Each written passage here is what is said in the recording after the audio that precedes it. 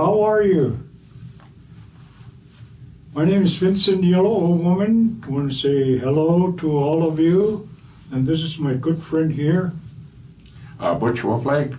Butch Wolflake. And, we've just been catching up here. And I know we've been kind of taking a little break from, Butch, I was talking to, every week somebody talks to me about residential school. But somebody was talking to me this past week in particular and asked me, how do you feel about, do you have trigger moments? I said, yeah. I said, that's why a lot of people don't understand when the survivors are talking about the incidents that took place in residential school and the memories, the triggers that come in, the anger comes out, the passion comes out. And so that's why the value of prayer and the support system that you have, those also kick in to kind of tone down.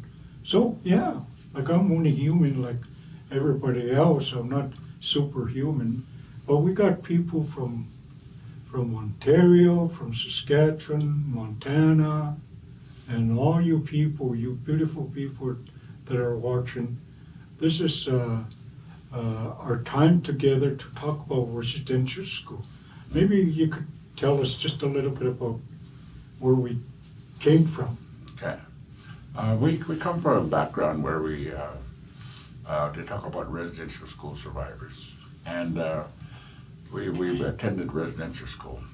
And some of us for a few years, some of them spent most of their young adolescent years up until the time they were 16 in residential school. And we come from that time where we didn't have any say in our education and the way that we would be raised. Because of the fact that residential schools were put in place to separate us from our parents and our grandparents and our relatives. And as Sir John A. Macdonald, first Prime Minister of Canada, stated with some of his colleagues that they were going to kill the Indian in us.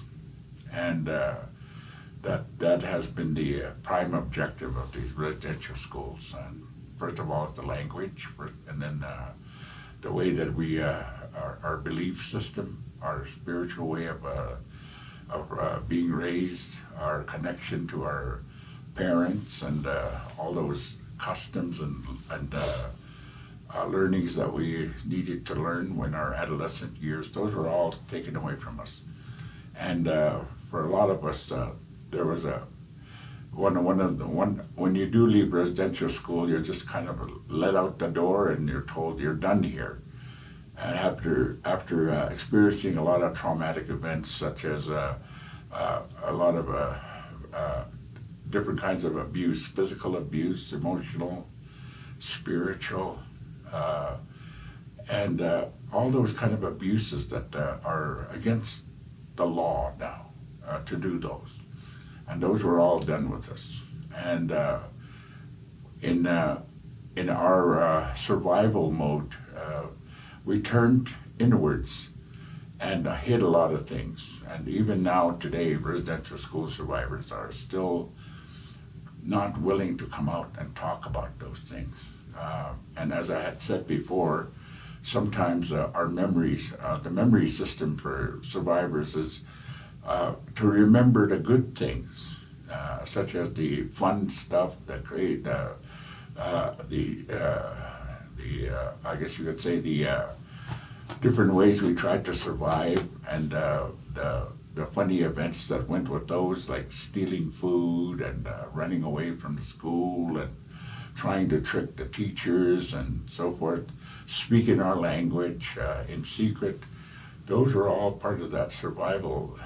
And with that, there were some funny moments that would happen in residential school. That's what a lot of residential school survivors when they do talk about them, that's what they talk about. And it's akin to the addictions issues where a lot of people have what is known as they have a memory system, but it's really spotty.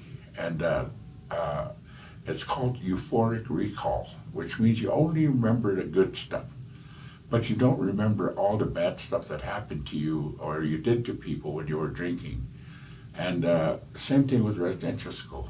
A lot of people have that, just a euphoric recall, just remembering some of the good things that happened to them, which were few and far between within residential school days. So coming out of that, as Vincent has said, that there's trauma, there's triggers, but nowadays, as Vincent mentioned, we have our support system. And with us, for me, that had been my family. Even though most of my family, except for my two younger sisters, went to residential school, just by being with each other and seeing each other was testament to the fact that we survived and that we're all together.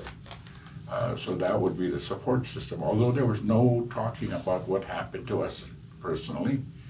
And that is still stories to be told.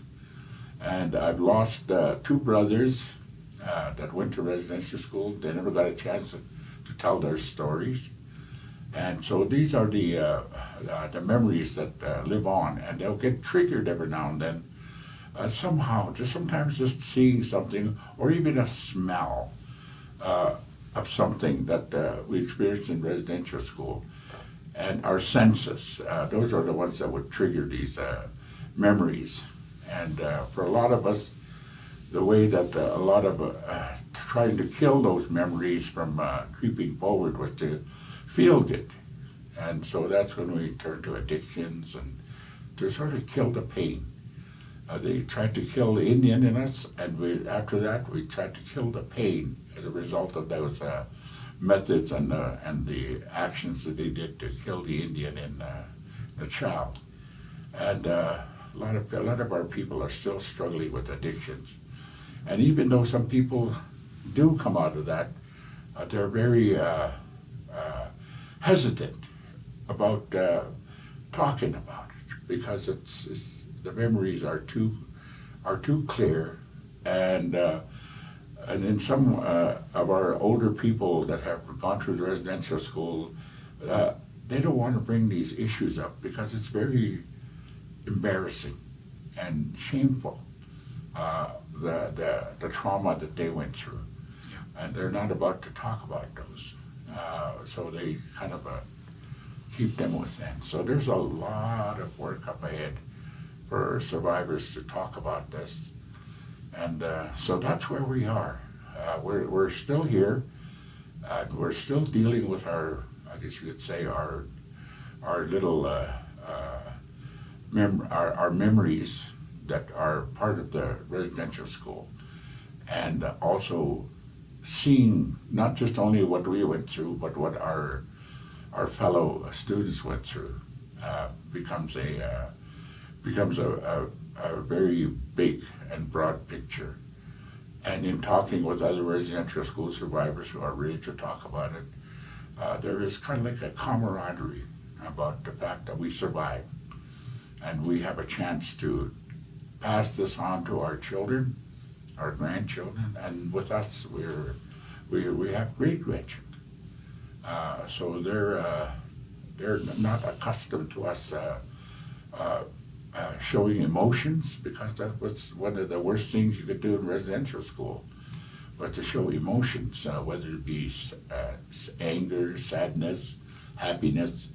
We're very guarded in our emotions, and so that's something that for myself I've been working with, and of course I went into therapy to deal with those, so I could talk to an independent person about some of these issues that I've been carrying around, and that's been a long road ever since the early 80s when I went for treatment. So just a quick background from a personal standpoint, and also where we are now. So thank you. You know, Butch explained very clearly just exactly some of the things that when people are talking about trigger moments, stuff like that, and then also some funny stuff that took place in residential school for some of our elders. I remembered a couple months ago I went to a residential school meeting here on the reserve, and one of the elders got up and spoke about when she was a young girl. Somehow her friends brought cigarettes into the school, so that was taboo. You couldn't smoke at the school, stuff like that. So anyways, one of the girls said, let's go smoke. So they went outside, ran out from the building, and they started smoking. And they were smoking, and then all of a sudden, the supervisor started walking over towards them, and they didn't know what to do because they didn't have time. So what she did was she put that cigarette, tried to hide it in her skirt somehow, and on the ground they were sitting there, and so she said the funny thing about it was that because we speak in our language fluently, and we don't know the words that they use. For instance, if you're having cramps or spasms or whatever, to us, we say, "Dawam-kusik." So when you use that word, "Dawam-kusik," it's the word electricity. When you touch something that has electric components to it, and if it's not well done, if you touch it, you can get a shock. And that's what that word that we use in our language when somebody has problems with their legs, they have spasm in their legs. So anyways, to make a long story short, they were trying to hide the cigarette, they couldn't put it out, and all of a sudden, smoke started coming. And so her friend said, I tried to distract the supervisor, so I ran this way and I let the supervisor follow me, and I said to the supervisor, she's having electricity in her leg. Electricity. So when you're talking about funny stuff, that's kind of the funny things that took place in residential school. And so when you look back, you look at that, well, actually they were misbehaving. They weren't something. But we think about those kind of funny moments in residential school, and the trigger moments. So what I told this individual last week was that I have to tone down. Sometimes, like during the last month, I just had invitations to speak, and I just had to go back because I know myself. You know, you gotta, okay, that's it, regroup and heal yourself. But I just wanna, there's a picture when Butch was speaking of a building. That's a residential school that him and I went to. And I want to say, I want to give him a gift. Not Butch. I don't know if you guys could see this. This gift that I'm about to give to Butch. There it is. Is that good? All right. Right here is in the background is the residential school, and then the three girls that are dancing are my granddaughters. And that's the residential school that him and I attended, and that's me walking away from the residential school. So you just see my leg here. Yeah, you see my leg, my hand there. I'm walking away, And the residential school system wanted to kill the Indian in the child, but it did not, because my granddaughters are still dancing, carrying on with our culture. And I want to give this gift to Butch because he's been helpful, and to you people, I know he's been a help to you. So on your behalf, I want to give him this gift. And him and I, we've been really busy in the last couple of weeks, and so when we visit your home, so people can see that. Also, Butch has been in leadership for a number of years, and I've been in leadership too. And I went to a funeral in Montana, and I met some chiefs over there, some tribal chairmen.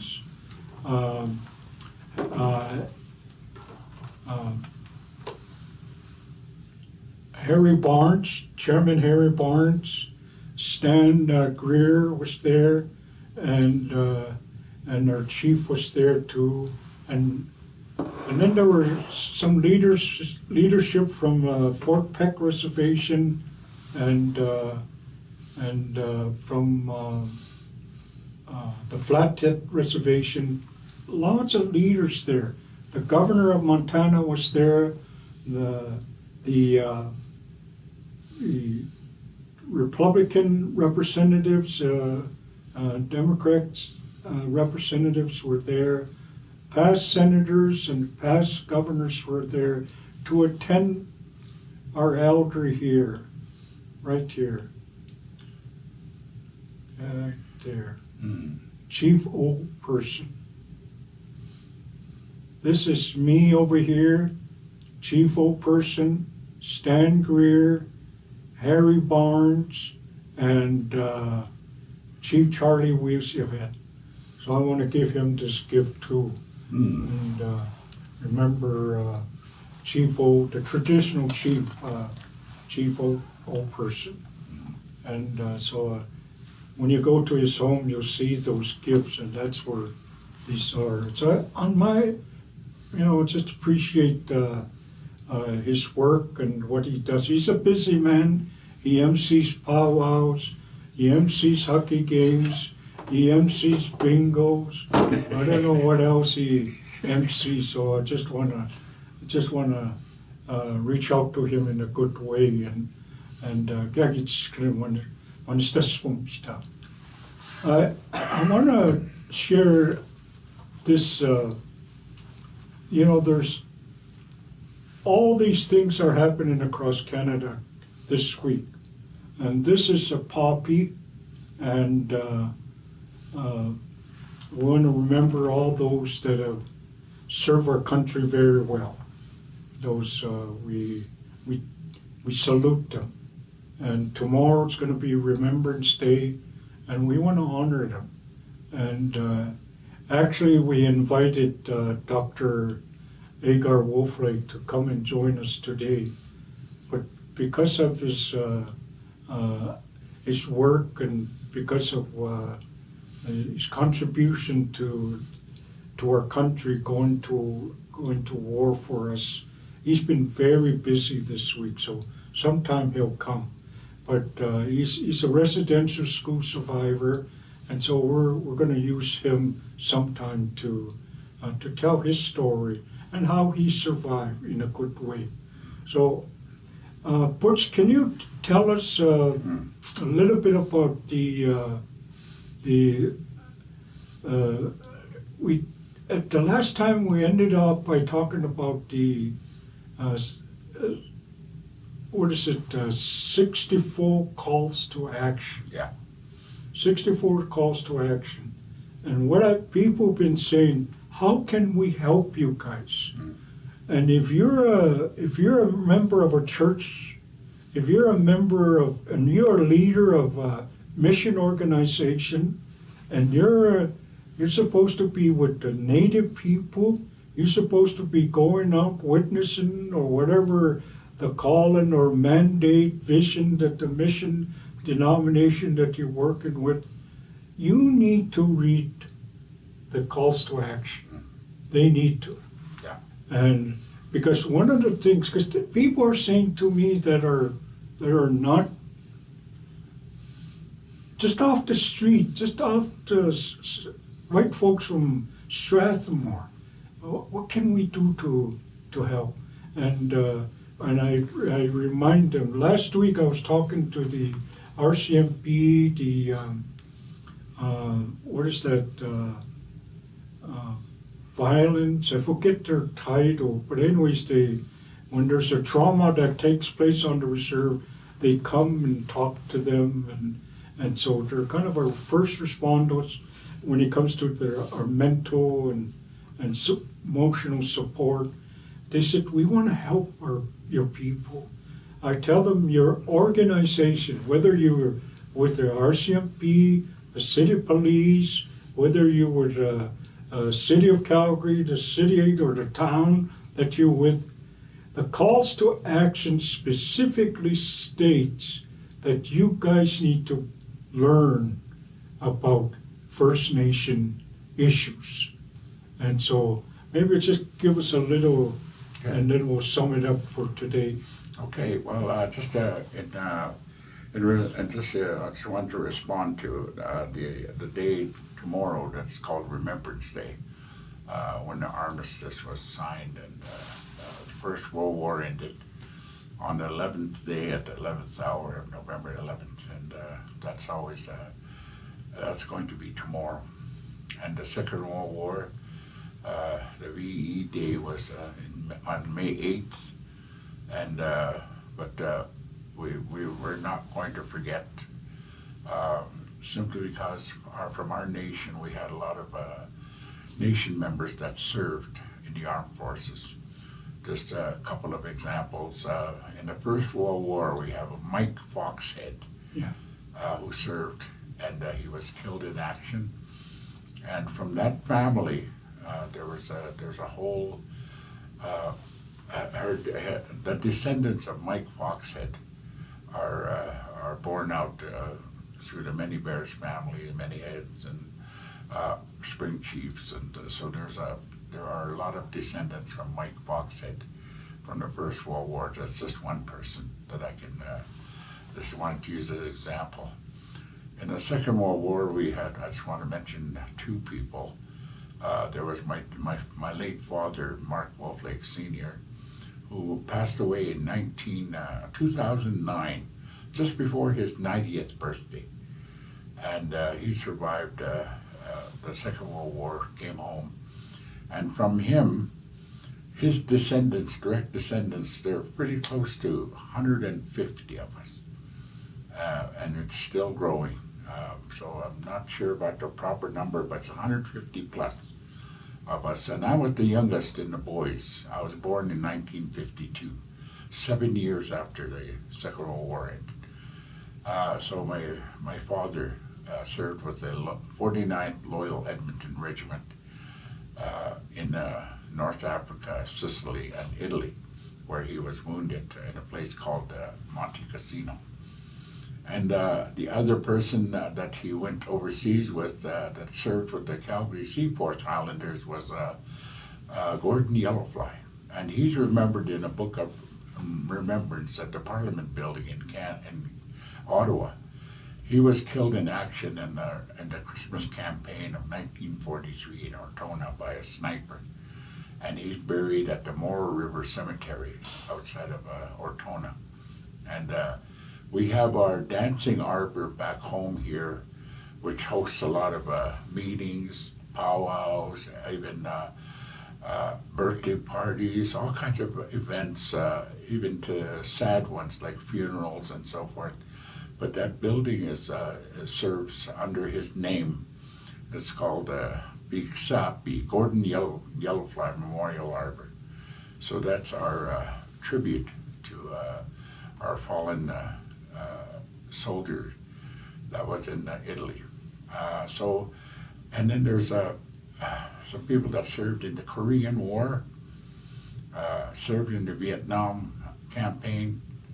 One of them was a band counselor, and he served his people. Even while he was serving, he died during his term, and his name was Hubert Lohorn. He served for the United States Army. He was a staff sergeant, and he did 3 tours of Vietnam. And he died from Agent Orange, cancer, which they used to defoliate forests in Vietnam, in the jungles there, and they had to traipse through there, and it caught up to him really quickly, and that's what he died from. So these are just a few names I'm throwing out here, so we will never forget. And the same thing with the residential school survivors, the ones that didn't make it home.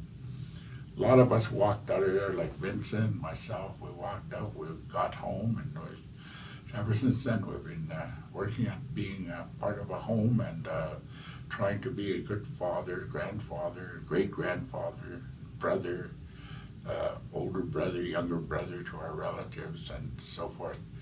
And we survived. And the ones that we will never forget are the ones that didn't make it home. Just like in previous broadcasts, we had a chair here that was empty, and that represented the ones that didn't come home. So tomorrow's day of remembrance is regarding those ones that didn't come home, and we will never forget them, and the ones who served that have passed on. And with the survivors, it's the same process.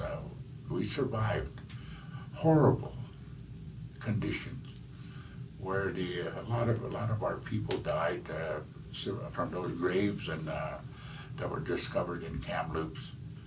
And the person who started the Orange Shirt Day, Phyllis Webstat, her maiden name was Jack. She was from the Dog Creek Reserve, and he was going to go to boarding school at the mission, and so his grandmother brought. He really liked this orange blouse or orange shirt, and she bought that to go to school with. And when they got to the school, they took it away from him and dressed him up in the uniforms that everybody had to wear. And she never got to see that orange shirt, that she was so very proud of. And that's where the orange shirt, part of the Truth and Reconciliation regarding the day that we remembered back in September. And so that's a continuance of that we will never forget, what we've gone through.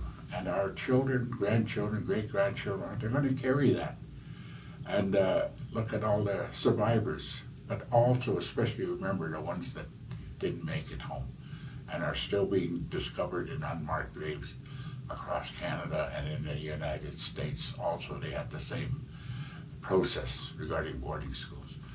So to Phyllis Webstat, maiden name Jack, she's still living today, and she's very instrumental with her Orange Shirt Society that promotes the day that we will continue, that has been recognized by the Government of Canada as a holiday, as a day to remember. So just thought I'd just bring everybody up to speed on that.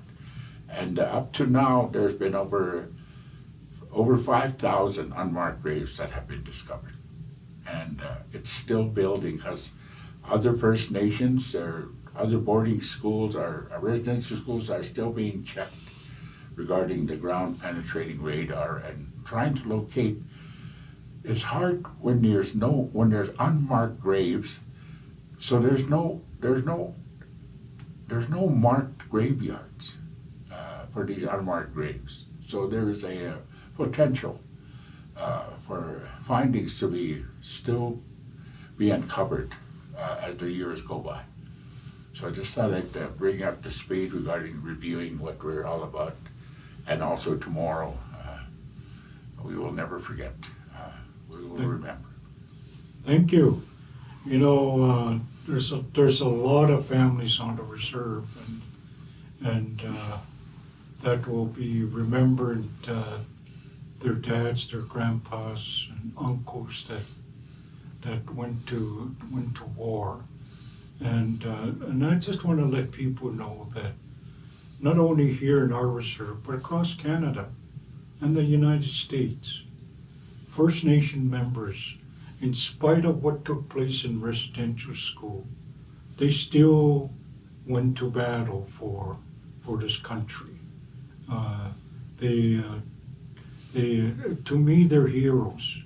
And I know one of my family members, Frank Turnergrove, always talks about his dad, Frank Sr., and reminding us, these poppies that they sell, buy one, because we need to support and remember and never forget what these veterans have done for us. So I'm very proud of all of our First Nation veterans, those that are still alive, and we acknowledge you and thank you. And because of your strength and your perseverance, and even though we went through hardship in residential school, you still went to battle for this country. So thank you for that, and so just want to acknowledge that. One of the things I wanted to, before we close our session today, is mentioned a lot of the people that made contributions to this building and the program that we're hosting. First one is the BCHB. BCHB is Blackfoot Crossing Historical Park. And I want to invite you guys, if you ever get a chance to come, the doors are open here, but you got to phone and make an appointment, and you come in and you walk through the displays, and one of those displays is the residential school, and it's our story of what took place in history with our people. So I want to invite you guys to do that. So I just want to thank the staff here for the hard work, and people has been sponsoring, and so we just want to thank our sponsors for that, and thank you for helping us out and believing what we can do. And all we want to do is just to tell our story. Monday, I'm going to be talking with a student, and so there again, it'll probably be going to be pretty well all afternoon. I'll be talking about my residential school experience, and so it's I need to tell those stories about. And when I do that, I always tell people it's for all residential school survivors, what we went through and how we are able to be where we are today in a good way. So I just want to say hats off to all these people to make it happen for us. And we have a lot of people looking at this program. Mm-hmm. I get a text, I get a phone call here and there, and I don't know if you know people from Saskatchewan, I don't know if you know people from Ontario, but there are people that we have contacts here. They, for instance, Nicole Robinson, I don't know how many followers she has on her contacts. Probably Nicole has over 1 million contacts. Yeah. So she sends it out and tell people they need to watch this. Yeah. And then I have a friend, I took her as a daughter, Kim Kakakaway, and I sit on the anti-racism committee with the Calgary City Police, and so she has followers too, from all the way from Ontario. So I just want to thank all you people. You know who you are, and just we need to tell.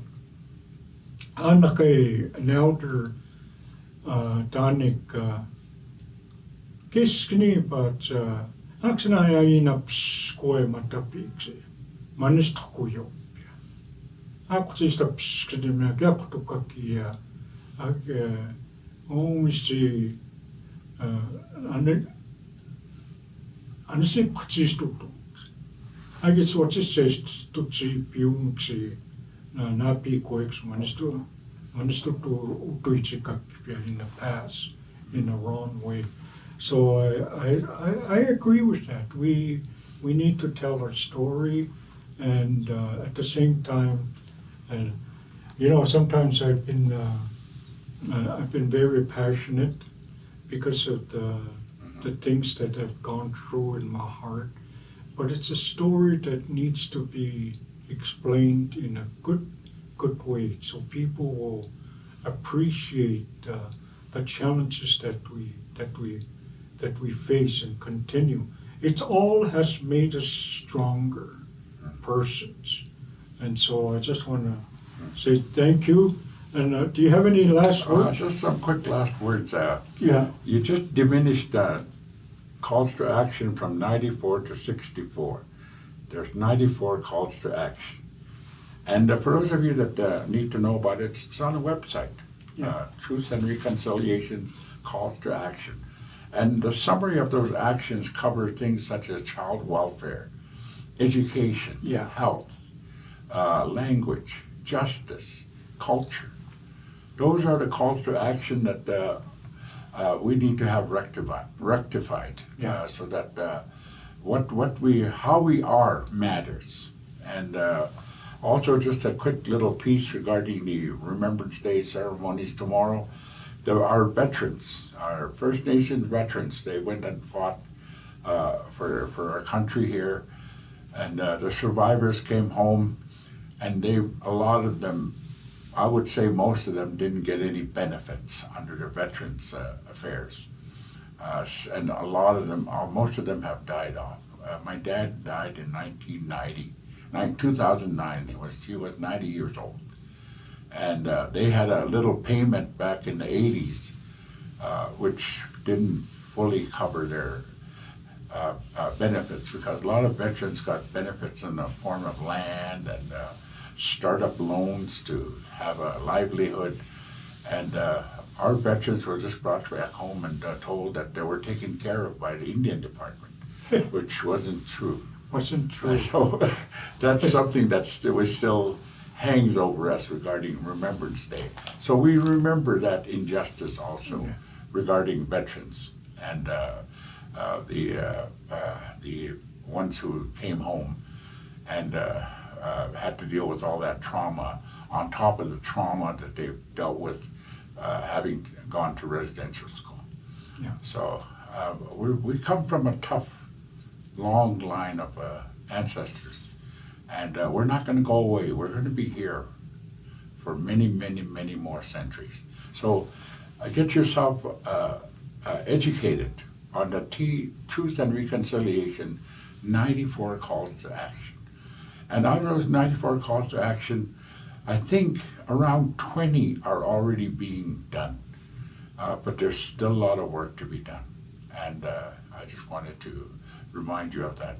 And in future broadcasts, as Vincent said, we'll bring people in that will share with you, that are willing to share their story, as we have done. And we're just scratching the surface at this point in time. So, as you said, Blackfoot Crossing Historical Park have given us a way and an avenue to share this with all you people out there. And it's right online. It's the sessions are recorded, so you can go back to our previous sessions that we've done and educate yourself and begin to take a look at how, from a non-First Nation point of view, what you can do to have these calls to action be supported and also be done by you as individuals. And at the same time, for our First Nations people that were survivors and the ones that resulted as a result of that survivor they become the children, the grandchildren, and great-grandchildren, that you also have a role to play to learn about this call to action and make sure you hold people to that they follow those, because those are what is the truth, and now the reconciliation is through those calls to action.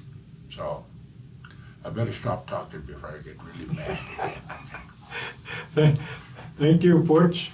So if you folks decide to come, we're usually on Wednesday at 2 o'clock, and so you.